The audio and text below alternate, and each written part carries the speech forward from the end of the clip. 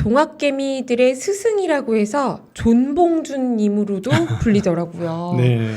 녹두 장군 선생님의 이 성함을 제가 오랜만에 들었습니다. 네. 메리츠 자산운용의 존리 대표님 모셨습니다. 안녕하세요. 네, 네, 안녕하세요. 네. 네, 어서 오십시오. 네. 요즘에 개미들이 고민이 엄청 많아요. 그래서 저희가 특별히 모셨어요. 네. 네. 개미들이 워낙에 또 존경하고 따르는 추종하시는 분들이 많으셔서 오늘 기다리시고 또 네, 또 1부부터 기다리신 분들이 네, 많으시거든요. 네.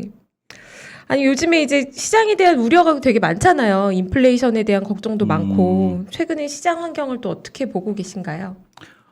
저도 이제 매스컴에서 연락을 많이 받아요. 그러니까 이제 대부분의 이제 질문이 어떡하죠? 그다음에 개미들은 어떻게 해야 되죠?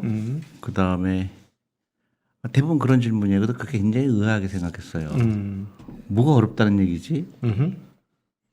아니 모든 주식시장이 뭐 한없이 올라갈 거라고 생각하는 그거 자체가 잘못이고요. 네. 변동성을 한 게 항상 있기 마련이고. 근데 그 주식에 처음 투자하신 분들이 많구나 그런 생각이 들기도 했고 우리는 너무나 단기적으로 보는구나. 그렇죠. 이 정도로 단기적으로 볼까. 그리고 모든 사람들이 똑같이 생각하는 거를 생각하는 거. 그러니까 예를 들어서 한 매스컴에서 미국의 이자율이 올라갔기 때문에 막 전문가가 나와서 막 얘기하면 그게 진리가 돼버리고 그렇죠. 네. 모든 사람이 그 얘기를 반복해요. 그게 되게 신기했어요. 그럼 미국의 인플레이션이 있고 이자율이 올라갈 거고 테이퍼링이 있고 그게 무슨 의미가 있을까 그런 생각을 별로 깊게 생각을 안 해요. 누가 한 얘기를 계속 반복하는 거예요. 그렇지. 그러니까 큰일 났구나. 지구가 무너지는구나. 나는 어떻게 해야 되지? 그래서 얼마 투자하셨어요? 그러면 500만 원 투자했어요. 그게 하늘이 무너질 정도로 그렇게 어려운 일일까? 우리는 우리 생각을 하지 않고 어떤 한 사람이 한 얘기를 갖고 전문가라고 믿어버리고 거기에 모든 걸 다 맞춰요. 네. 그러다 보니까 너무 힘든 거예요. 왜 힘든지 모르겠어요. 나는 펀드 매니저를 지금 20몇 년 했는데 한 번도 주식 가격이 떨어졌다고 그래서 고민한 적이 없고 우리 팀들도 그렇고 펀드 매니저도 그렇고 아무도 우리가 그 회의를 할 거나 이럴 때 주식시장이 뭐 요새 어려워요. 뭐 펀드 매니저도 이런 얘기하면은 우리는 해고 대상이죠. 네. 해고죠. 우리가 고객들한테 장기 투자라고 해놓고 우리는 그것 때문에 잠을 못 자고 너무 힘들어한다는 게 나는 이해가 안 가요. 우리가 너무나 아주 갇혀 있어요 생각이. 네. 그러다 보니까 네. 똑같은 생각을 해야 되고 똑같은 논리에 그 휩쓸리게 되고 그렇죠. 네. 그러니까 분명히 얘기한 건 주식 투자하는 거는 기업의 소유권을 산다는 거다. 그리고 기업과 동업하는 거다. 그래서 사람들이 고개를 끄덕끄덕해요. 맞아요. 근데 동업했는데 주식 가격이 좀 따졌다고 그래서 동업 도로 모르겠다는 건 똑같은 얘기잖아요. 네. 주식시장은 올라갈 때가 있고 내려갈 때가 있는데 그거를 매일매일 보면서 걱정하고 또 올라가면 좋아하고 전혀 그러면 투자가가 아니죠. 그거는 이제 점쟁이가 된 거지. 그럼 한 번 투자하면은 어느 정도를 보고 우리가 투자를 해야 될까요? 안 파는 거죠. 네. 그거는 팔을 때는 우리가 살 때 이유가 있잖아요. 네. 살 때 이 기업의 어떤 면이 좋아서 샀을 거 아니에요. 회사가 돈을 잘 번다든가 아니면 뭐 정말로 기술이 좋다든가 여러 가지 우리가 샀잖아요. 팔 때도 똑같은 이유가 있어야죠. 팔 때도 내가 살 때는 이랬는데 회사가 변했다든가 네. 아니면 내가 돈이 필요하거나 그렇죠. 그럴 때 파는데 사람들은 사자마자 언제 팔을까 걱정하죠. 사자마자 막 안달을 해요. 이거 언제 팔아야 될까. 그래서 20% 벌면 막 좋다고 팔고 또 20% 손해보면 손절매하고 그거를 너무나 당연시하게 얘기잖아요. 방송이나 이런 데서. 절대로 하면 안 될 거죠. 절대로 하면 안 될 거를 모든 사람이 절대적으로 믿고 있는 게 한국의 주식 투자 문화예요. 너무 신기한 거예요. 그러니까 얼마나 힘들어요. 그러면 이제 미국 같은 경우는 우리가 이제 빅테크 기업들이 지금 지난 20년간을 통해서 정말 기라성 같은 기업들이 되면서 계속 성장을 했어요. 한국 같은 경우는 뭐 삼성전자나 뭐 하이닉스 정도를 제외하고는 그 계속해서 꾸준히 상승하는 업종들이 별로 없고 예를 들어 철강 대표 기업들도 아주 좋았다 떨어졌고 조선도 세계 1위라고 했다가 흔들렸고 그다음에 화장품도 중국 시장 열려서 너무 신나 했는데 오히려 이제는 닫히는 것 같고. 그러니까 뭐라 그럴까 글로벌 플레이어가 주력이 되는 세상 환경에서 지역적 단위를 가지고 있는 한국 기업들한테는 좀 한계가 있는 거 아닌가. 그거는 이제 결과론이 그렇게 그럴듯하지만요. 네. 다우 같은 경우는 30개 기업이잖아요. 네. 그렇죠. 근데 미국에 한 5천 개 회사가 상장돼 있거든요. 그렇죠. 네. 네. 그러면 한국도 30개 기업만 비교해야 될 거 아니에요.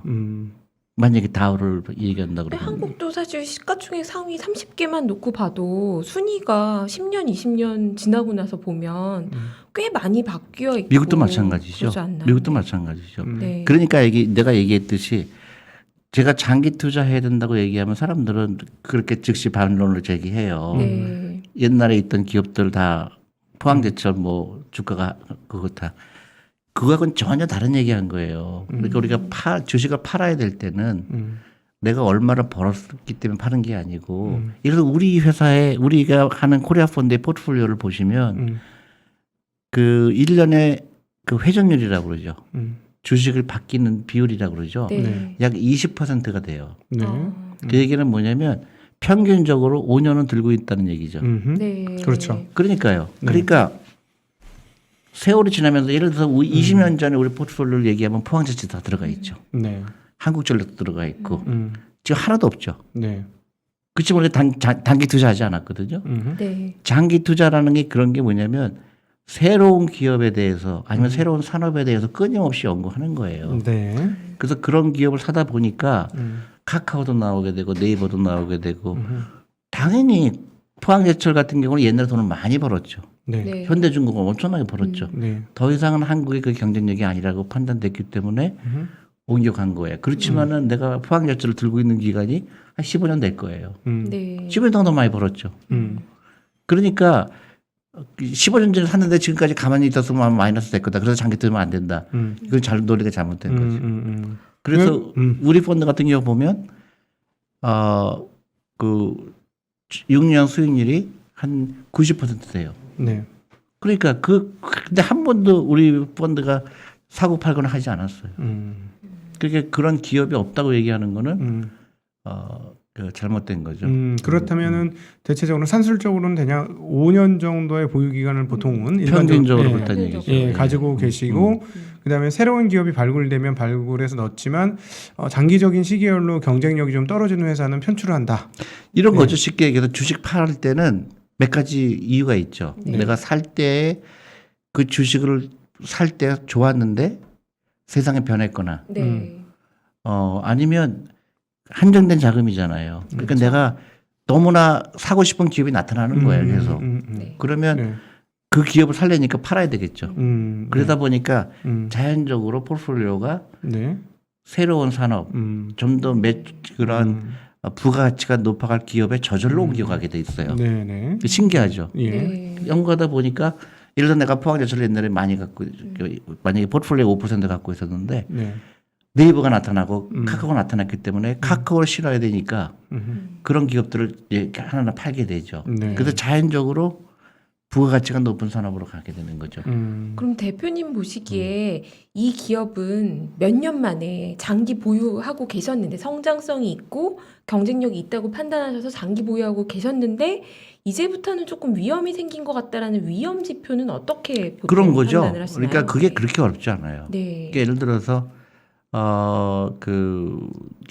제일 중요한 게 재무제표죠. 네. 예를 들어서 매출액이 해마다 늘어났는데 어허. 매출액이 늘어나는 꺾인다. 게 꺾이고 있다든가 아니면 마진이 줄어들고 있다든가 어허. 네. 아니면 인벤토리가 늘어나고 있다든가 어허. 그럼 얼라면 사인이죠. 그렇죠. 왜 그럴까? 그러면 예를 들어 경쟁자가 나타났구나. 그렇지. 굉장히 세게 나타났구나. 네. 아니면 여러 가지 이유가 있어요. 그러니까 그게 뭐 하루아침에 일어나는 게 아니거든요. 그쵸. 이게 시간이 흐르기 때문에 2년, 3년. 그쵸. 그러면 그때 우리가 이제 체크를 하죠. 아, 이게 이제 경쟁력이 없어졌구나, 회사가. 아니면 일시적이구나. 네. 주식 가격만 빠졌구나.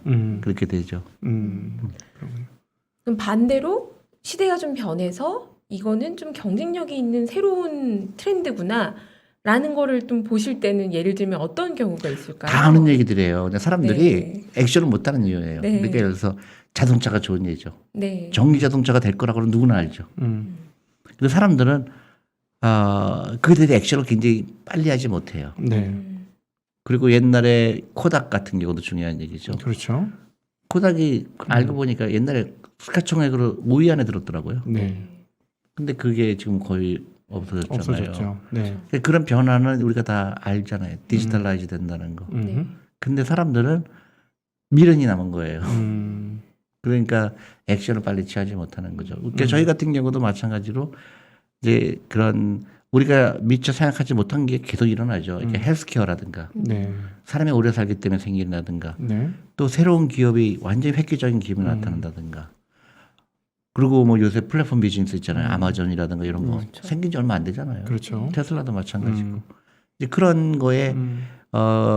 이제 그쪽으로 돈이 몰리게 돼 있고 그쪽에서 부가가치가 일어날 거니까 그런 부분에 이제 포트폴리오를 좀 더 뭐라 그럴까요? 치중한다 그럴까? 네. 근데 제일 하지 말아야 될 게 이제 대부분 그런 거죠. 마켓 타이밍 하는 거. 예를 들어서 주식 비중을 줄여라. 아니면 일단 팔았다가 시장이 다시 좋아하면 다시 돌아와라. 이런 게 최악의 어드바이스죠. 항상 투자가 돼 있어야 되는데 그런 이제 기업의 변화는 있을 수가 있겠죠. 그런 문화에 있어서 한국하고 미국에서도 이제 활동을 하셨으니까 꽤 오랫동안 한국하고 미국하고 문화 차이가 많이 있나요? 많이 있죠. 첫 번째로는 네. 이제 미국은 기관 투자가 비중이 높아요. 시장이. 그래서 좀 더 그 이피션트하죠. 좀 근데 한국은 개인 투자가 비중이 너무 높아요. 네. 그러다 보니까 개인들이 보니까 그 거래량의 10배더라고요. 그러니까 10번 더 많이 사고 팔고 하더라고요. 일반적인 기관 투자자들보다 그렇죠. 거래 횟수가 그렇죠. 네. 근데 한국의 기관 투자가 또 장난이 아니거든요. 네. 아 미국에 비해서는 한국의 기관 네. 투자자들도 거래 횟수가 많다. 그런데도 불구하고 개인들은 거기에 또 10배예요. 네. 네. 그러니까 나중에는 주식 투자하면 안 된다고 얘기가 나오죠. 당연히. 네. 도박해서 돈 벌 수는 없거든요. 그리고 주식시장을 보면 대부분 실패하는 이유가 굉장히 주식시장이 안 좋다가 그런 랠리가 올 때가 있어요. 네. 그렇죠. 그 작년 같은 경우 굉장히 그렇죠. 많이 코로나 올랐죠. 이후에. 그걸 놓치게 돼요. 아. 그리고 그거를 한두 번 놓치게 되면 수익률이 평균적으로 확 떨어지죠. 그때는 또 나중에 들어오게 되면 그래서 그거를 놓치지 않기 위해서는 항상 투자가 돼 있어라. 그래서 떨어질 때 더 사고 계속 더 사고 하면 나중에 랠리가 왔을 때 그때 다 리커버해요. 네. 그 최근에 증시가 좀 지지부진한 가운데 굉장히 인기를 끄는 소위 말하는 테마들이 좀 있잖아요. 뭐 NFT나 메타버스나 뭐 오징어 게임 수혜주라던가 뭐 이런 트렌드에 대해서는 또 어떻게 전혀 관심이 보시나요? 없어요. 저희는. 아예 관심이 전혀 없으신가요? 관심이 없어요. 네. 네. 왜냐하면 기업을 봐야 되는데 네. 트렌드를 봐요. 그러니까 옛날에 바이오 좋을 때 막 샀잖아요. 그거 어떻게 됐어요? 많이 망했잖아요. 그렇죠. 네. 바이오 불과 몇 년 전만 해도 엄청나게 했잖아요. 그러니까 자꾸 돈이 따라다녀요. 아 이번엔 여기가 좋다고 그러다 여기 저기 좋다고 그러더라. 절대로 그건 투자가가 아니고 그거는 이제 그 소위 얘기해서 그 카지노에 간 거죠. 카지노에 가면 안 되죠. 투자가들은 투자를 해야죠. 투자라는 거는 내 돈을 가지고 내 돈이 일하게 해야 되는데 어떤 기업이 앞으로 나를 부자를 만들어줄까? 거기 접근해야 되는데 남의 의견이거든요. 그것도 누가 좋다 그러더라. 그럼 메타버스 못다. 그러면 메타버스에 수혜준데 이 회사가 뭐 만들기 때문에 그렇지? 매출액의 몇 %가 메타버스에서 생기는 거지? 아무것도 관심이 없어요. 네. 메타버스인가 보다. 그 실패할 수밖에 없죠. 네. 예를 들어서 내가 주식을 샀는데 50% 마이너스가 됐다. 그럼 왜 50%가 마이너스가 됐을까? 이 회사가 왜 매출이 안 일어날까? 그런 대답을 할 수 있어야 되잖아요. 대부분 못하죠. 이거 왜 샀어요? 그러면 아니 메타버스가 좋다고 그래서 그건 너무나 무책임한 대답이죠. 근데 메타버스는 갑자기 좀 나온 이제 유행같이 번지는 단어라고 하더라도 예를 들면 뭐 한국의 게임 산업이라던가 한국의 엔터테인먼트 산업 자체에 대해서는 그러면 어떻게 보시나요? 굉장히 좋죠. 네. 그러니까 한국이 갖고 있는 경쟁력이 그거고. 네. 근데 더 중요한 거는 게임도 잘 되는 게임이 있고 안 되는 게임이 있잖아요. 그렇죠. 근데 무조건 게임주로 산다는 거는 무책임하죠.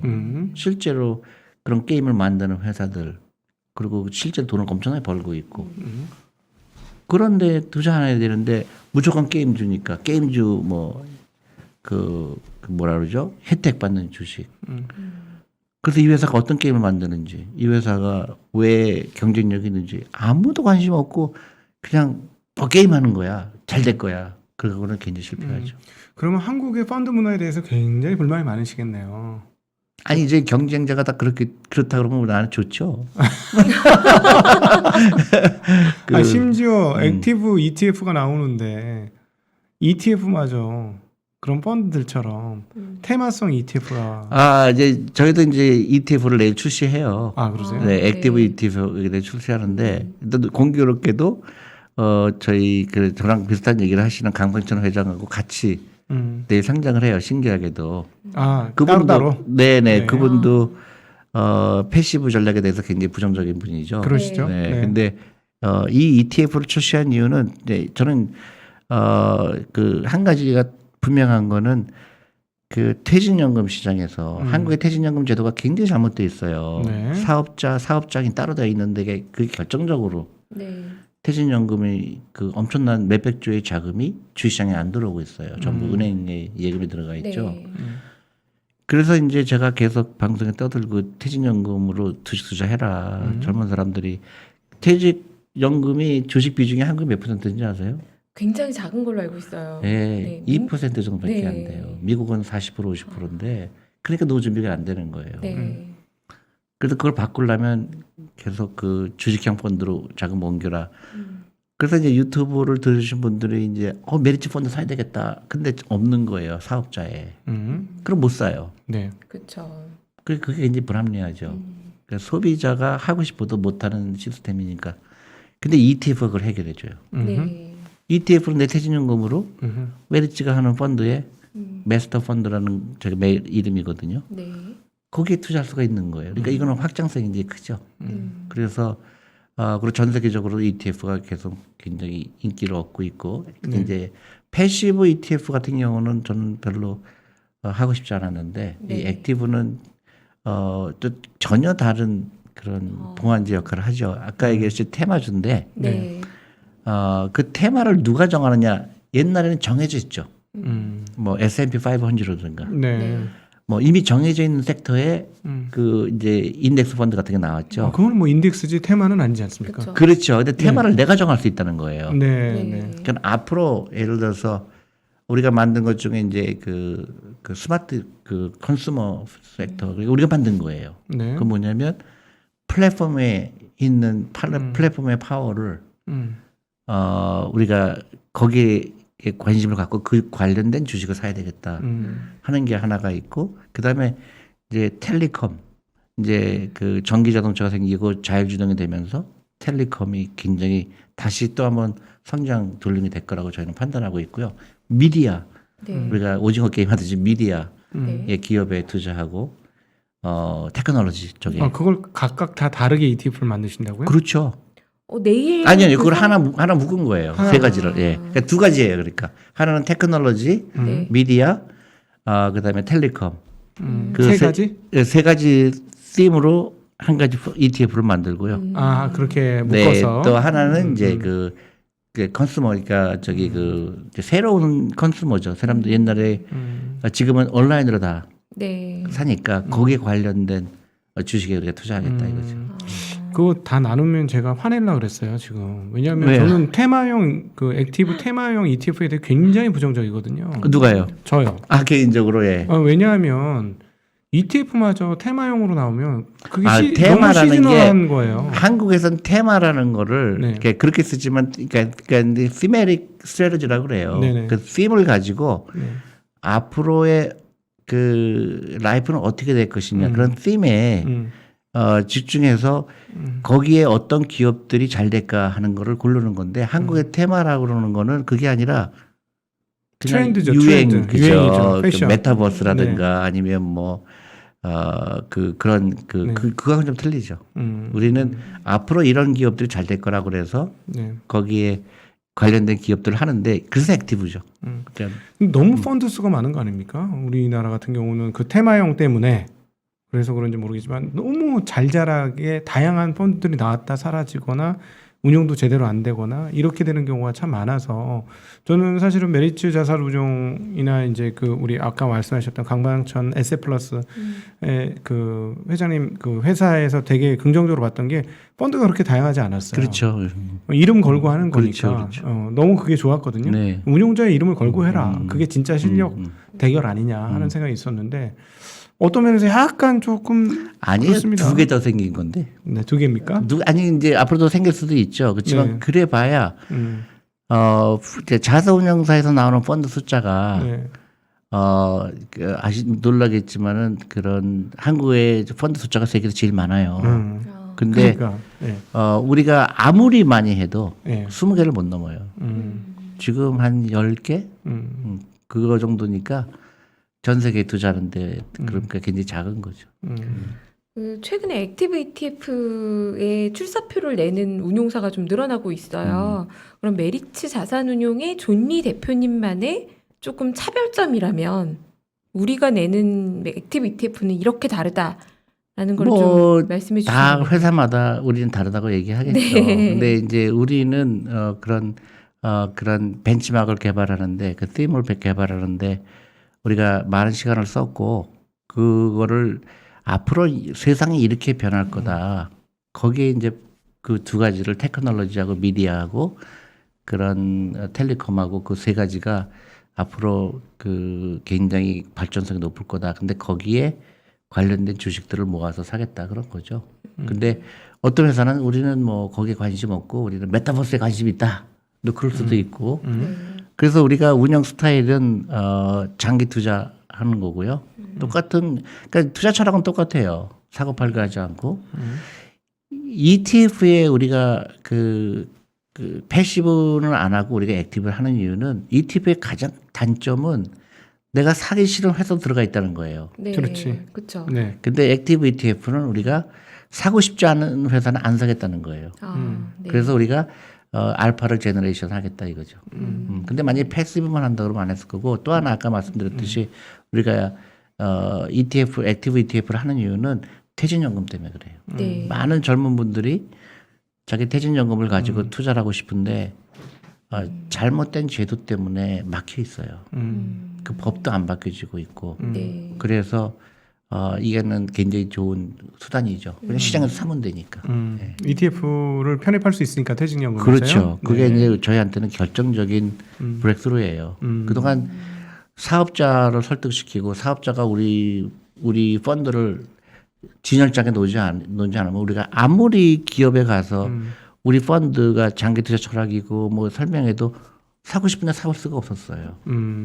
판매사 말씀하시는 거죠? 네. 그러니까 퇴직연금 증권사들. 판매사라고 얘기 안 하고 사업자라고 그래요. 네. 네. 네. 그러니까 사업자라는 제도가 있는 것도 굉장히 신기하죠, 한국이. 미국은 없죠. 미국은 자산운용사가 직접 하는데 이상하게 한국은 사업자라는 중간에 단계를 껴 있어서 그걸 꼭 갖춰야 되는 게 그게 이제 결정적으로 퇴직연금 시장이 발전하지 못한 거죠. 미국하고 한국하고 큰 차이 중에 하나가 자산운용사의 규모가 미국하고 한국하고는 하늘과 땅 차이 아닙니까? 그렇죠. 그게 결정적인 거예요. 그 네. 퇴직연금이 그러니까 미국의 401k 때문에 자산운용사가 엄청나게 컸어요. 네. 퇴직연금 시장이 엄청나게 커지면서 동시에 그 퇴직연금을 통해서 많은 근로자들이 노후 준비할 수 있었고 근데 한국은 그 좋은 제도를 들여왔는데 13년 전에 들여왔는데 변질이 된 거예요. 사업장을 나누고 사업자를 통해서 해야 되고 그러니까 어떻게 돼요? 전부 원금 보장형으로 간 거예요.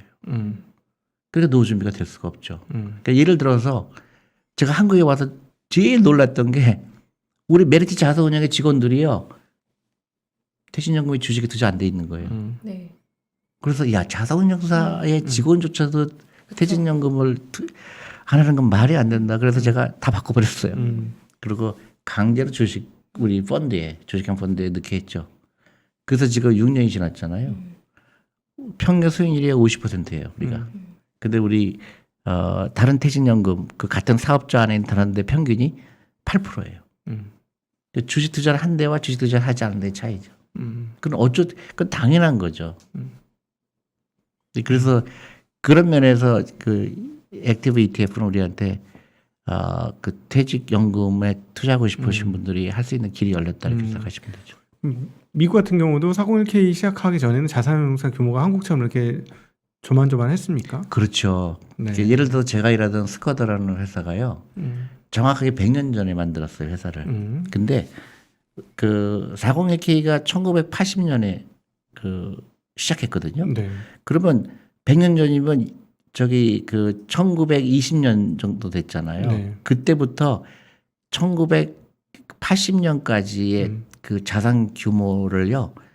1980년부터 10년 동안이 훨씬 더 커요. 그 전 80년보다 10년, 단 10년간의 그렇죠. 그리고 성장세가 그렇죠. 빨랐다. 최근에 다시 또 더 커졌던 거는 결정적인 게 퇴직연금이에요. 401k. 그러니까 피델리티라든가 뭐 뱅가드라든가 이게 전부 퇴직연금이죠. 네. 퇴직연금으로 커졌죠. 지금도 그렇고요. 근데 한국도 이 퇴직연금 시장을 어떻게 활성화하느냐가 결정적인 한국 금융시장의 발전이 올 거예요. 제가 한국 주식 중에 좋게 보는 중에 하나가 퇴직연금은 이게 지금 몇백 조가요. 그냥 자고 있거든요. 그렇죠. 하긴 그 일반 그 노동 근로자분들의 미래가 좀 되게 답답하죠. 자고 있는 거죠. 네. 그러니까 그런 돈을 자고 있으면서 또 그거는 가만히 놔두면서 또 개인적으로 투자하겠다고 그래요. 맞아요. 네. 그것부터 투자해야 되거든요. 네. 연금저축펀드 같은 경우 그런 걸 투자해야 되는데 그 세금 혜택이 있는 거는 다 은행에 놔두고 그냥 빚을 내서 투자하겠다는 거죠. 근데 대표님 제가 잘 몰라서 그런데 그거를 펀드로 운용하게 해도 되는데 액티브 ETF로 해야 되는 이유는 또 뭔가요? 그게 이제 편리성이죠. 매매를 조금 예를 더- 들어서 아니요 그게 어차피 아니라 예. 그 사업자를 꼭 거치지 않아도 되는 거죠. 지금 예. 은행을 통해서도 할 수 있다 뭐 이런 아니 은행은 아니고 증권회사. 증권회사 지금 어떤 상황이냐면 네. 그 증권회사별로 네. 펀드 라인업이라는 게 있어요. 그렇죠. 그럼 퇴직연금에 라인업이 안 된 펀드들이 엄청나게 많은 그렇죠. 거예요. 못 앞서 들어가서. 말씀하신 건 뭐냐면 우리 메리츠 자산운용이 펀드 라인업이 안 된다. 증권회사가 우리 걸 라인업을 안 시켜준다. 그래서 우리가 들어가고 싶은데 못 들어가서 사고 싶은 주식을 못 산다. 총알이 안 돼서 지금 그 말씀을 하신 거고요. 그래서 우리는 도저히 안 되겠으니까 ETF 시장 그냥 그 일반인들이 직접 선택할 수 있는 시장인 ETF 시장으로 넘어가겠다. 지금 이 말씀을 하신 거예요. 그렇죠. 그러니까 그런 벽을 허물 수가 있는 거죠. 사업자라는 액티브 ETF는 어차피 상장을 해버리고 나면 어차피 어디서든 마찬가지로 거래가 그렇죠. 되니까. 내가 삼성증권에서 살 수 있고 네. NH증권에서 살 수 사업자를 있고 누구로 했던지 간에 그렇죠. 그러니까 사업자가 똑같이 내가 거래가 NH증권이에요. 예를 들어서. 네. 근데 ETF가 되면은 나 거기 라인업 돼 있으니까 ETF 사는 거죠. 펀드는 사업자별로 다 다르게 올라가 그렇죠. 있으니까요. 그게 장벽이 아주 많다. 결정적이죠. 그리고 사업자는 안타깝게도 그 자산 운영의 전문가가 아니잖아요. 판매 전문이지. 참여 전문은 아니죠. 판매 전문. 아니요, 그렇죠. 근데 이제 보험회사 같은 판매만 경우는 하는 거죠. 네. 사실은 판매도 아니죠. 사실은 보험 상품 하는 데죠. 네. 네. 근데 거기서 이 퇴직연금을 하니까 이게 중간에 그렇게 뭐냐면 미국 같은 경우는 이제 6개월에 한 번씩 교육을 해요. 퇴직연금을. 그러면 피델리티에서 사람이 와요. 그리고 뱅가드에서도 오고 뭐 그런 JP모건에서도 오고 와요. 그래서 그 교육을 해요. 그 직원들한테 네. 당신들 노후가 얼마큼 남았는데 그러면 이런 상품을 하는 게 좋겠다. 그러면 또 피델리티에 와서 비슷한 얘기를 하죠. 그러면 그렇게 해서 교육을 해요. 근데 한국은 그 교육할 필요가 없죠.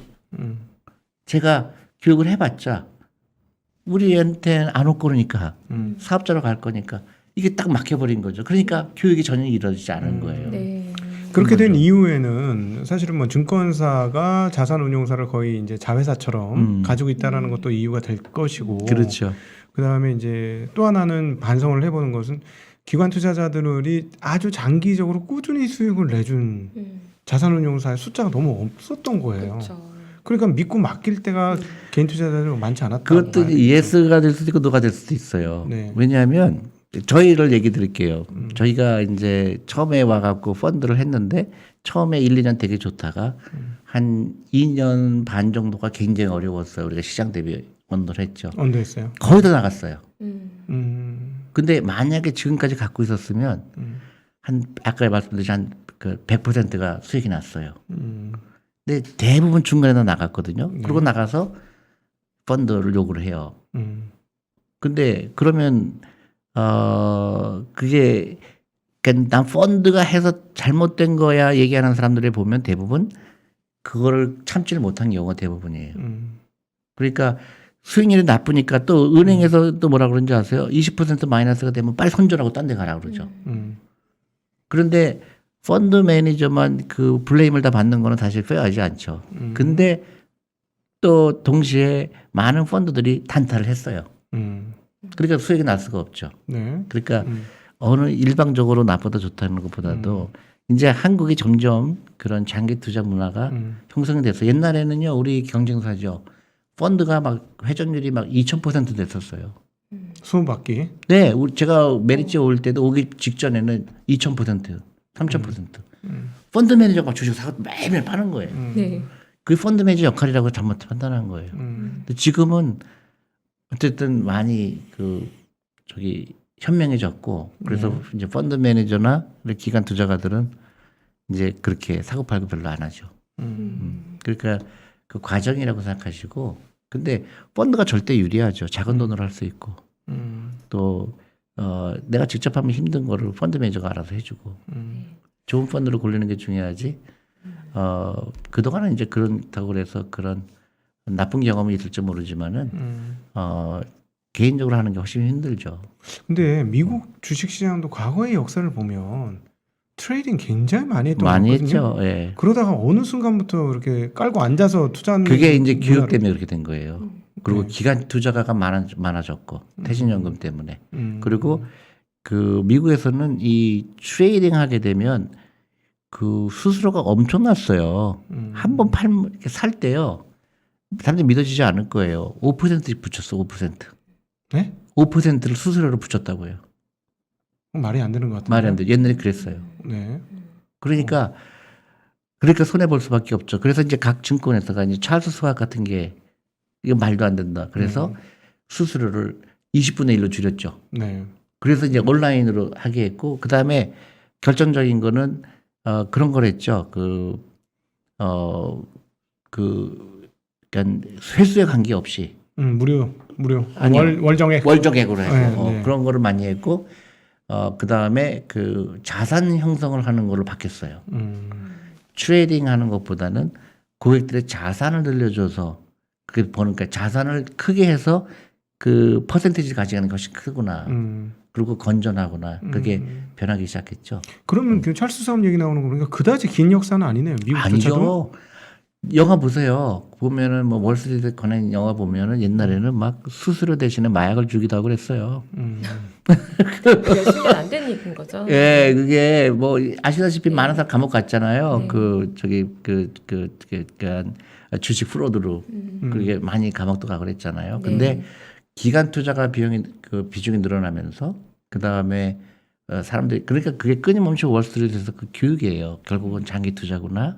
근데 자사운용사가 커지면서 사람들이 간접 투자가 늘어나면서 건전하게 됐죠. 그리고 잘못했을 때 감옥을 엄청 오래 가잖아요. 미국은. 경제사범이 제대로 가죠. 그러니까 완전히 그 인생 완전히 망치는 거잖아요. 그러다 보니까 이제 깨끗하게 됐죠. 저희도 경제사범 형량을 좀 늘려야 되겠습니까? 그거는 이제 그때부터 정치적인 이슈가 되니까. 근데 미국은 일벌 100개 시스템이에요. 네. 그 시청자분들을 위해서 네. 그 각도기님과 존니 대표님은 워낙에 이쪽에 전문가분들이시니까 네. 잘 아실 텐데 시청자분들 중에 이게 무슨 얘기인가 하시는 분들도 계실 거예요. 근데 네. 저도 여의도에서 지인들을 만나서 저처럼 직접 주식을 하지 않는데 운용사나 증권회사에 다니는 지인들이 있잖아요. 다른 본부에 일하거나 이런 지인들한테 본인 퇴직연금 계좌를 어떻게 운영하고 있냐고 물어봤어요, 최근에. 네. 근데 이제 DC형인지 DB형인지 이런 거 잘 모르는 친구들이 태반이고 아하. 그러면 이제 본인 거의 운용이 일단 몰라요. 모르고 그러면 그냥 예금으로 있는지 뭐 회사가 나중에 어떻게 주는지 모르는 음. 사람들 상당히 많다. 거의 대부분이죠. 네, 충격적인 얘기죠. 네. 사실상은. 충격적인 얘기죠. 사실. 아는 경우에도 선택하라고 했는데 생각하기 싫고 머리 아파서 그냥 이제 원리금 보장형 상품에 넣어놨더니 뭐 1% 이런 수익률로 있다. 대부분 그 비슷한 네. 소리죠. 근데 이제 저는 이해가 가는 부분도 있어요. 이제 대한민국이 역사상 사실 2008년 위기도 있었고 98년 위기도 있었고 근데 퇴직금이라는 게 또 얼마나 소중한 우리의 평생의 돈이에요. 근데 그런 위기가 왔을 때 주식시장이 너무 크게 출렁이니까 기업 입장에서나 개인 입장에서나 이 퇴직금이 반토막이 나는 거는 또 용납이 안 되는 일이잖아요. 그러니까 우리가 이거를 어느 누구도 발벗고 나서서 교육을 시킨다거나 뭐라고 하지를 못했던 게 아닌가. 맞아요. 예.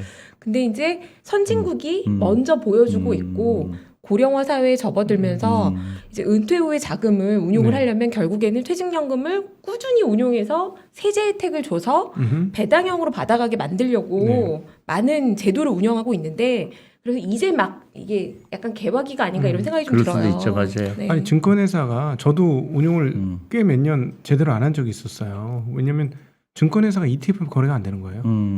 ETF 거래 아직도 안 제대로 ETF 거래가 안 되는 증권사들이 있어요. 퇴직연금에서. 맞아요. 예, 네. 그러니까 되게 웃기는 얘기죠. 네. 예, 근데 그거 이제 저는 도저히 안 되겠다 싶어서 되는 쪽으로 회사를 바꿨거든요. 그러니까 그런 정도의 상황이기 때문에 말씀하신 대로 사람 인식 변화가 굉장히 느리게 되는 것 같아요. 근데 이제 계속 그 교육을 하고 저도 이제 다시 이제 코로나가 이제 어느 정도 주춤하니까 교육을 시작했거든요.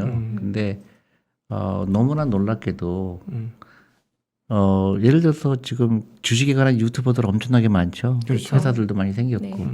그분들이 퇴직연금에 대해서 물어보세요. 다 DB형이에요. 그런데 유튜브 하잖아요. 그렇죠.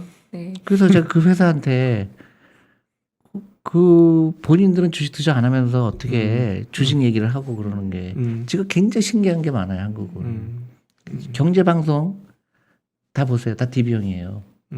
아 경제방송의 퇴직연금 운영이 네. 네. 그러면 그 앞에서 기자들 다 노후 준비 안 돼 있잖아요. 근데 주식시장에 대해서 얘기하는 건 굉장히 넌센스죠. 그렇죠. 그러니까 내가 이렇게 했더니 부자가 되더라. 아니 근데 선생님 그러면 운용사에서 그 DB형 하는 회사들한테 가서 우리한테 맡겨라. 한번 그렇게 하셔야 되지 안 않습니까? 돼요, 그게. 아까 얘기했던 사업자 때문에.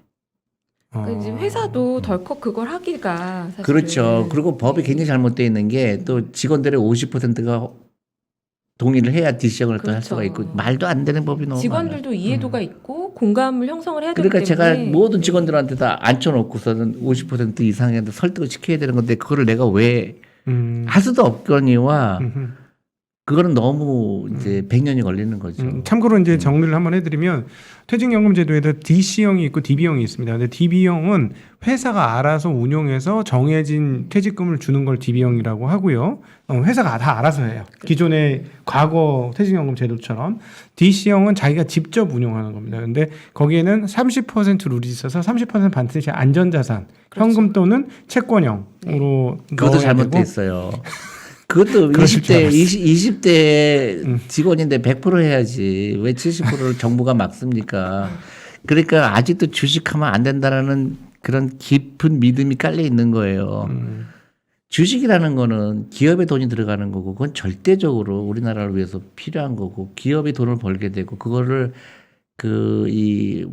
많은 사람들이 그거를 그 열매를 같이 공유함으로 인해서 노후 준비가 되는 건데 동맥경화가 걸린 거예요. 한쪽에서는 자본주의라고 얘기하고 한쪽에서는 사회주의로 가는 거예요.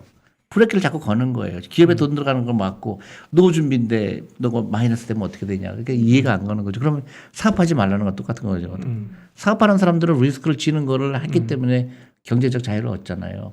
개인들도 마찬가지죠. 근데 그냥 퇴직연금을 은행에 넣어놓고 30년 후에 내 노후 준비 됐겠지 하는 거랑 똑같은 얘기죠. 근데 올해 보면 한국 주식 시장에 이제 오랜만에 개인들 자금이 많이 러시를 하면서 들어왔었고요. 작년하고 올해. 그 틈을 타서 엄청나게 많은 기업들이 상장을 했습니다. 네. 이 부분에 대해서는 어떻게 보세요? 그러니까 제가 얘기하는 것처럼 미국처럼 이게 이 마중물을 한 거예요. 개인 투자가들이. 그러니까 주식에 투자를 부정적으로 했던 사람들이 자기 돈 없는 돈을 만들어서 들어왔어요. 그 다음에 역할은 정부죠. 퇴직연금 제도에 과감한 그래서 꾸준하게 주식시장에 돈이 들어오게 하는 시스템을 해야죠. 그러니까 미국 시장에서 어느 미국 사람이 미국 시장에 IPO가 많아서 주식시장이 어려워질 거라고 얘기하는 사람 한 명도 없죠. 거기 정말 IPO 많긴 하죠. 규모도 엄청 크고. 많죠. 규모도 뭐 장난이 아니죠. 네. 근데 어느 누구도 그거에 대해서 야 IPO가 많아지기 때문에 수급이 영향이 있다 이런 얘기 안 하잖아요. 한국 수급 얘기를 해요. 너무 신기한 나라인 거예요. 아니 돈이 정해져 있으니까. 그렇지요. 그러니까 네. 지금 한쪽은 잠자고 있는 거예요. 몇백 조가. 거기는 못 들어오게 하고 있는 거예요. 네. 그래놓고 한국 주식은 전체 세계 시장에서 얼마 작기 때문에 외국에 투자해야 된다는 논리를 펴는 건 난 너무너무 화가 나는 거예요. 그럼 저건 어떻게 보십니까? 국민연금이 이제 투자 한도가 있지 않습니까? 근데 사실은 국민연금은 뭐라 그럴까? 글로벌 포트폴리오 배분을 한 거잖아요. 뭐 그리고 수익률도 좋아요. 상대적으로. 난 저는 전문 투자자로서 그 정도의 수익률을 냈으면 뭐를 하든지 인정받을 수도 있다라고 아니죠. 보여지는데. 미국 시장이 좋았기 때문에 좋은 거죠. 내가 전략을 잘 짰다기보다는 네. 미안한 얘기지만은 국민연금이나 이런 연기금의 역할은 또 다른 게 있죠. 그러니까 이제 뭐 여러 가지 뭐 펀드 매니저마다 차이가 있겠죠. 그건 CIO가 결정하는 거니까 그거에 대해서는 모르지만 그 논리에 대해서는 동의가 안 가는 거예요. 한국 시장이 작기 때문에 연금이 너무 크기 때문에 네. 나중에 그 사람들의 돈을 나눠줄 때 한국 주식에 팔아야 되기 때문에 그렇게 되면 연못 속의 고래가 되기 때문에 할 수 없이 한국만 투자하는 거나 한국 주식을 줄이겠다고 발표를 하잖아요. 그건 난 넌센스 중에 넌센스라고 생각해요. 한국 주식이 이렇게 연못으로 만든 거를 왜 강으로 만들 생각을 안 하죠? 미국은 1980년에 40K 나왔을 때 미국 시장의 시가총액이 얼마라고 생각하세요?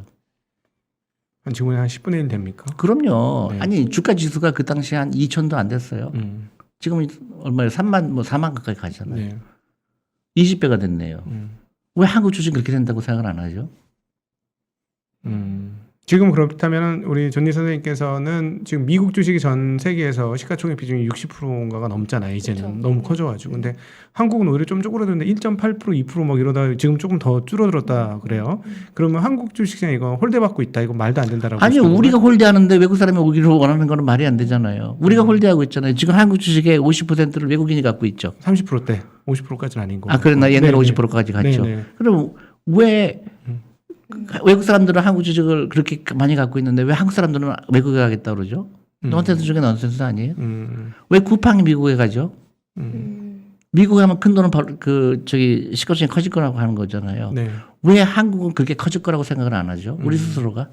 그럼 최고의 문제는 오늘 말씀하신 것 중에서 들어보면 퇴직연금 안 열린 게 가장 아니요, 크다. 이게 결정적인 거고요. 우리는 너무나 자연스럽게 한국인 작기 때문에 안 투자 안 한다는 거거든요. 그건 우리가 작게 만든 거예요. 미안한 얘기지만. 그러니까 앞으로 국민연금이나 연금에서 이거를 팔을 때 한국 시장에 영향을 줄 거라고 생각하는 건 넌센스 중에 넌센스죠. 그때가 지금 10년 후가 될지 20년 후가 될지 모르는데 우리 한국 주식 시장이 지금처럼 작을 거라고 이미 가정한 거잖아요. 그러면 존니 선생님 보시기에 한국 기업은 그거보다 커야 되는 기업들입니까? 왜냐하면 예를 들어서 많은 연기금 얘기를 들어요. 뭐 싱가포르 같은 경우도 그렇고 노르웨이 국부펀드. 국부펀드 같은 경우 네. 외국이 엄청나게 투자하죠. 네. 그럼 그 사람들 왜 외국에 투자할까요? 산업이 없어요. 아 그러네. 스웨덴이나 싱가포르. 산업이 없어요. 싱가포르 다 부동산밖에 없잖아요. 그러니까 해외 투자할 수밖에 없는 거예요. 네. 한국은 전혀 다르죠. 엄청난 그런 기업들이 있잖아요. 네. 근데 왜 한국 투자할 대상이 많은데 왜 안 할까요? 우리가 우리 스스로를 그렇죠. 쪼그라뜨려놨다. 우리가 지극히 우리는 부정적인 생각 가득한 거. 우리나라는 안 될 거야. 외국은 괜찮을 거야. 뭐 한국 기업지부 구조가 엉망이라서 모든 사람한테 다 보면 한국이 안 좋을 거라고 했는데 왜 나는 그게 이해가 안 가는 거예요. 그리고 국민연금조차도 퇴직연금조차도 주식에 투자 안 하는 게 나는 이해가 안 가는 거예요. 그러니까 그 논리가 저는 국민연금 역할도 그렇고 대학기금도 그렇고 그런 예를 들어서 똑같은 돈을 갖다가 10% 벌었다 그럴 때 한국 기업을 잘 돼서 10% 버는 거는 어떤 일이 있을까요? 부가가치가 엄청나게 크죠. 네. 한국 기업에 투자해서 10% 같은 10% 벌었으면은 한국 고용 효과가 생기죠. 또 새로운 아이디어가 나오죠. 예를 들어서 우리가 다리를 해갖고 다리에서 돈 벌을 때 한국에 다리를 깐 거와 미국에 가서 다리 깐 거와는 전혀 다르죠. 네. 같은 10%를 벌었지만은 그렇게 접근을 해야 되겠죠.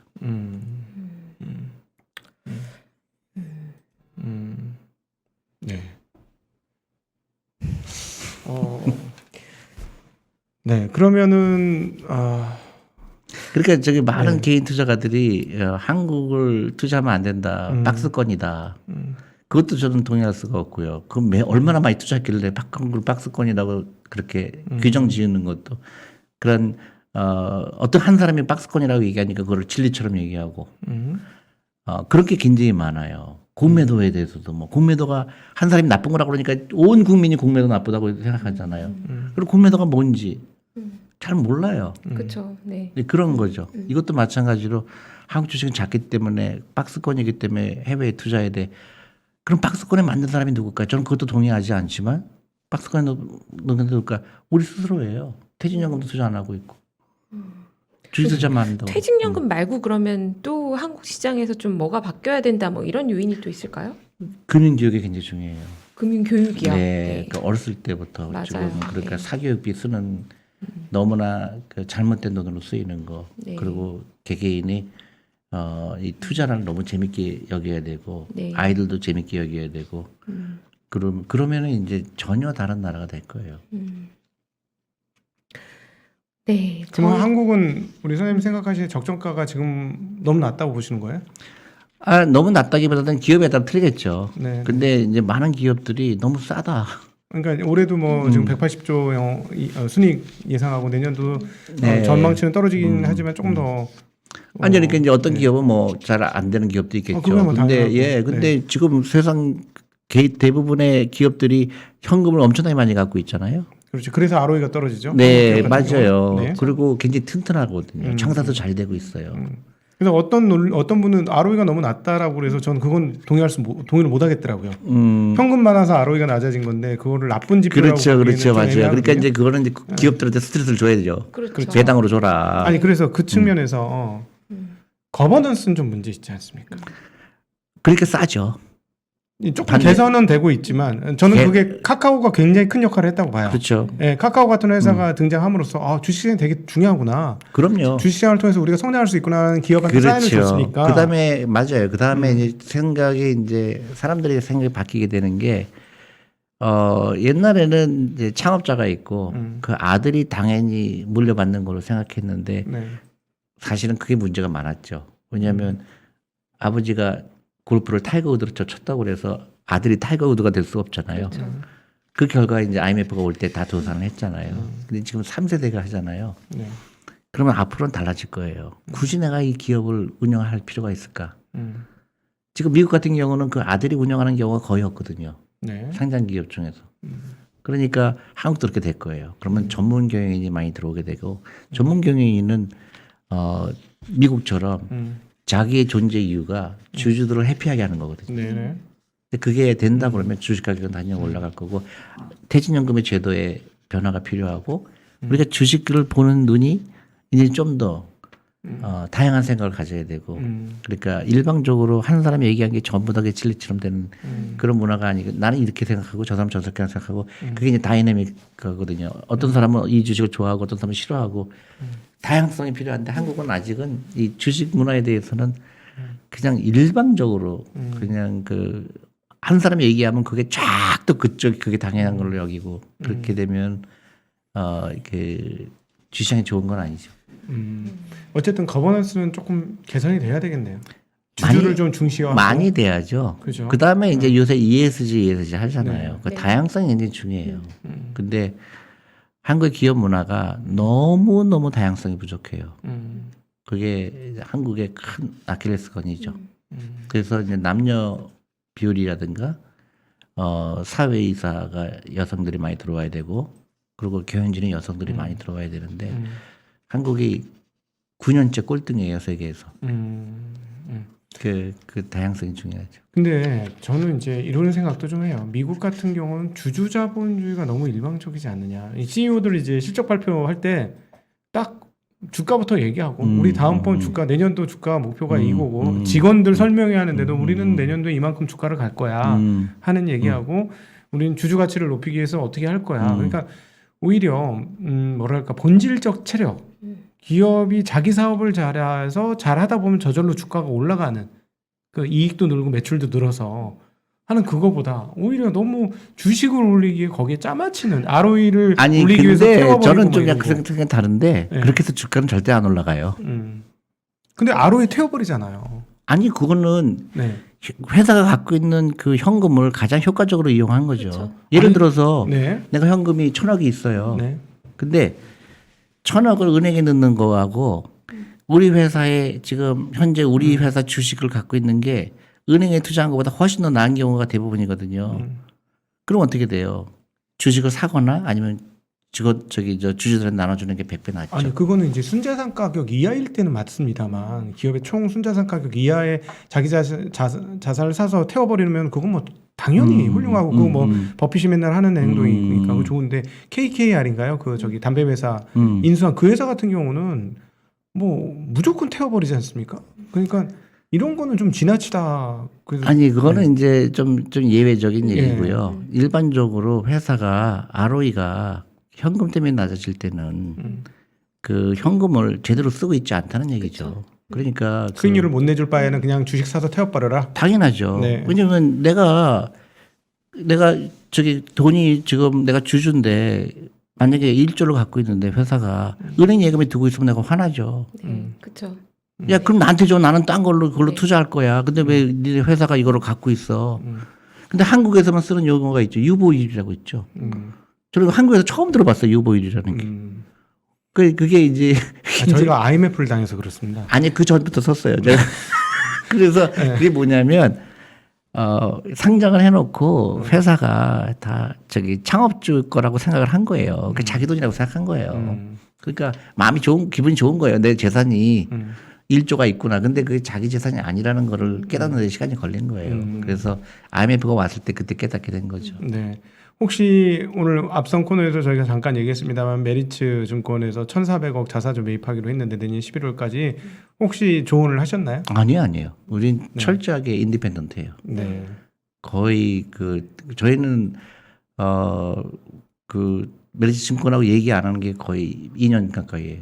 네. 그걸 철저하게 네. 인디펜던스가 중요하거든요. 그러니까 우리가 서로 근데 제가 알죠. 메리츠 증권의 그 경영진이 굉장히 똑똑해요.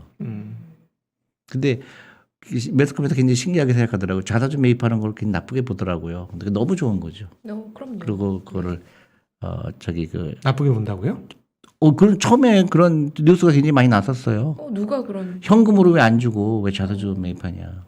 현금 배당 안 주고? 네, 그런 얘기를 했죠. 주주들한테 좋으면 좋지. 배당 안 주면 이 세금도 나가는데. 그렇죠. 네. 이제 그런 게 이제 인식의 이제 변화가 필요한 거죠. 네. 그렇게 굉장히 똑똑해지는 거예요. 투자가들도. 이제 이런 걸 보면서 주식 소각하는 게 무슨 얘기구나. 그 다일리션이 무슨 얘기구나. 네. 현금은 무조건 많은 게 좋은 게 아니구나. 이런 것도 배워가는 거죠. 네. 오늘은 우리 존니 선생님하고 대화한 중에서는 조금 다른 각도로 다양한 대화를 네. 해본 것 같아요. 퇴직연금 얘기도 많이 했고 네. 그 어떤 대담보다도 질문을 좀 많이 했던 그런 그러네요. 시간이었던 특히 것 각도기 같습니다. 선생님 질문을 많이 해주셔가지고 네. 아니 저도 같이 궁금한 게 너무 많아서. 네. 네. 아니 근데 네. 큰 트렌드를 봐주시니까요. 저는 마지막으로 질문 하나 드리고 싶은 게 이제 원래는 뭐 위드 코로나의 수혜주 이런 게 질문이었는데 네. 아니, 그걸 난 그런- 모르죠. 알 네, 수가 그런 없죠. 거보다는 사실 뭐 앞으로 주목하고 계시는 시대의 큰 변화 포인트랄까요? 그렇죠. 어떤 분야를 좀 주목하고 계신가요? 저는 이제 그렇게 생각해요. 점점 더 주식을 소유해야 되는 필요성이 늘어났다. 네. 그러니까 빈부격차가 굉장히 심해질 거다. 그러니까 생산수단을 소유한 사람과 소유하지 못한 사람의 차이는 엄청나게 커질 거다. 그렇죠. 예를 들어서 인플레이션이 이제 정말 문제가 될 것 같다 그러면 예를 들어 인플레이션을 예를 들면 개인들은 월급이 그것 때문에 올라갈 것 같진 않아요. 그렇죠. 그죠? 네. 근데 기업은 살아납니다. 그러니까 내가 기업을 소유하고 있으면 내가 그 역경을 이겨낼 수가 있죠. 근데 기업을 소유하지 않으면 나 혼자 내 노동력으로 모든 걸 해결하려고 그러면 점점 더 힘든 세상이 되죠. 네. 그러니까 육체적으로 열심히 일하는 거는 더 이상 효용 가치가 떨어져요.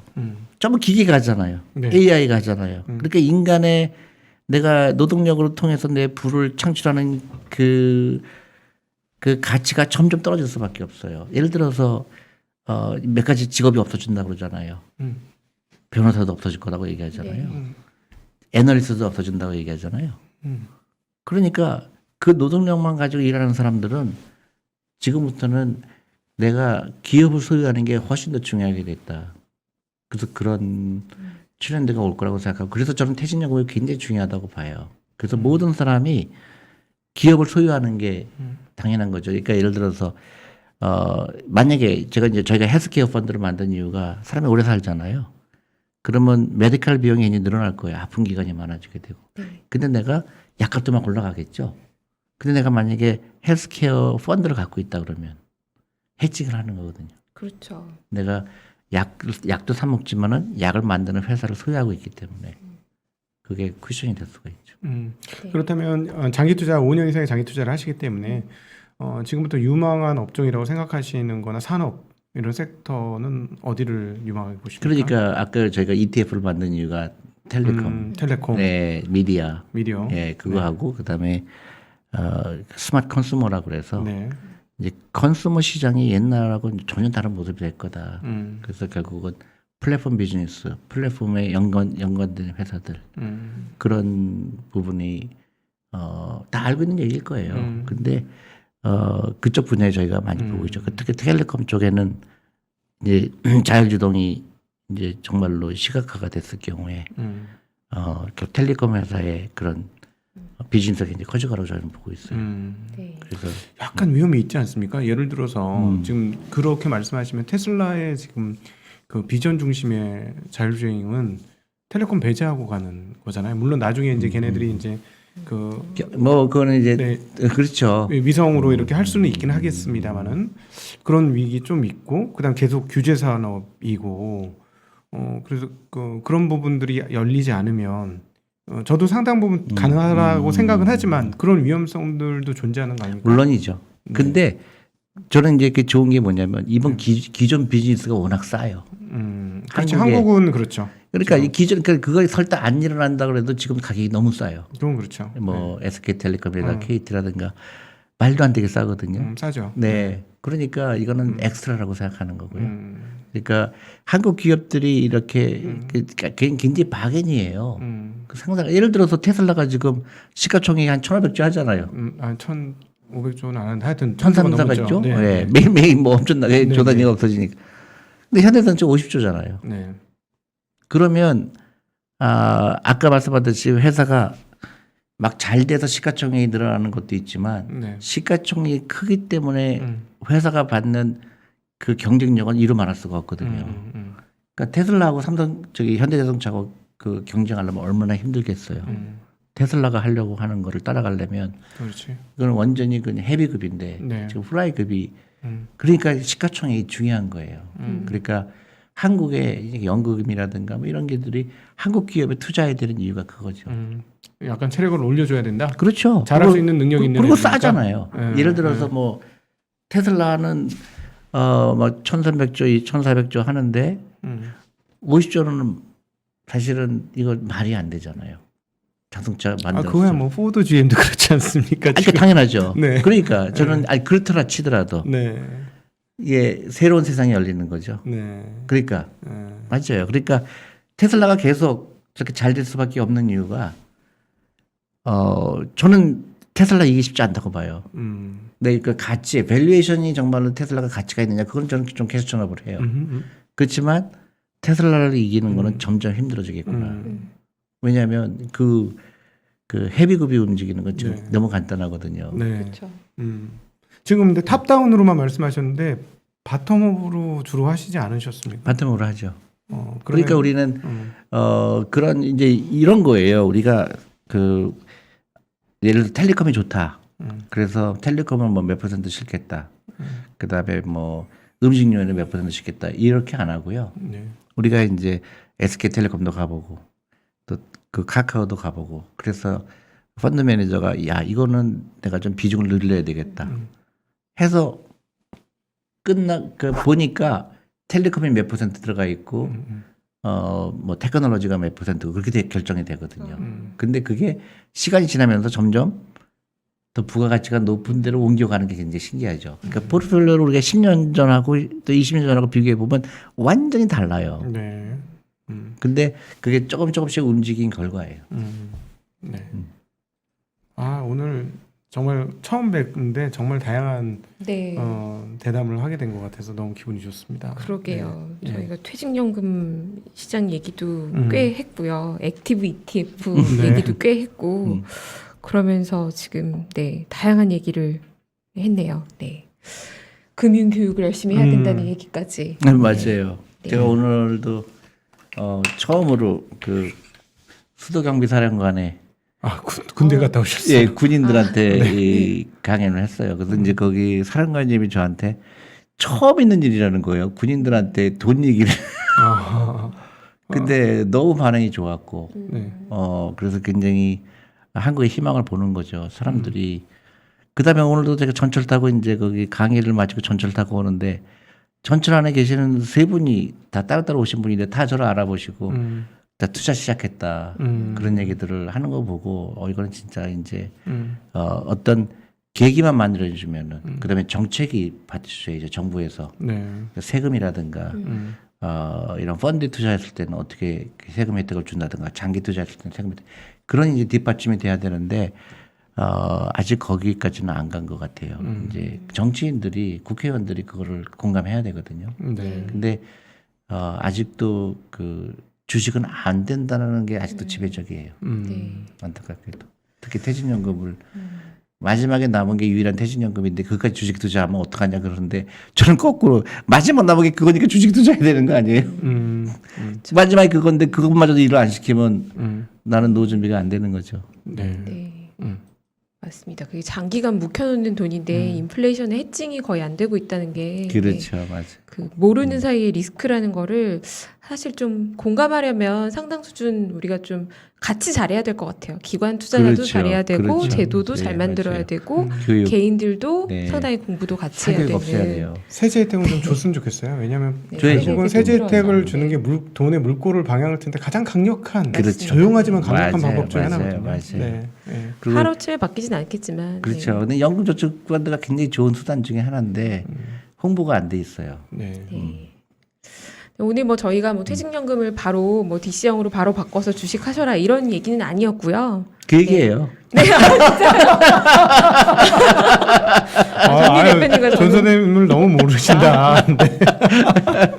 네, 존니 대표님은 그렇게 말씀하셨고, 네. 네, 저는 거기까지 그러니까 이제 가려고 한국 해요. 사람들이 그러니까 항상 책임- 위험 관리를 해요. 책임지기 싫으니까 어, 나한테 원망하지 말아라 이제 그런 거죠. 아니 일단은 그거를 만드셔도 바로 주식을 100% 넣으셔야 되는 건 아니에요. 아니 100%못 넣어요. 네, 못 넣죠. 70%밖에 못 70%밖에 못 넣습니다. 넣고 네. 저축 거기서도 저축예금만 100% 하실 수도 있고요. 그렇죠. 근데 이제 뭐가 있는지부터 공부를 하셔야 된다는 게 저의 주장이에요. 모르고 있는 사람이 너무 많다. 맞아요. 네. 참고로 교육을 제가 지난 1년간 IRP 수익률이 상당히 좋습니다. 오히려 지금 9월 달 이후로 개별 그 운용은 상당히 어려움을 겪고 있습니다만 IRP는 꾸준히 좋은데 핵심은 그거예요.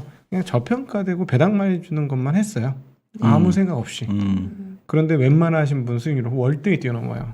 쉽게 가시면 퇴직연금도 맞아요. 잘 하실 수 있습니다. 그리고 공부하고 한다는 거요. 공부하는 게 한 20년 걸리거든요. 네. 그러니까 공부해서 하는 거는 쉽지 않다. 공부를 그러니까. 20년 하면 그건 너무 아니 심하죠. 존니 선생님은 어려서부터 잘하시지 않으셨어요? 저요? 미국에서? 네. 투자 성적이 어려서부터 좋지 아니요, 않으셨어요? 아니요. 어렸다는 게 몇 살부터요? 그러니까 좀 젊은 나이에 뭐 한 20, 30대 그게 이제 제가 잘한 거는 이제 잘했다기보다도 네. 이제 그 회사가 네. 많은 교육을 했죠 저한테.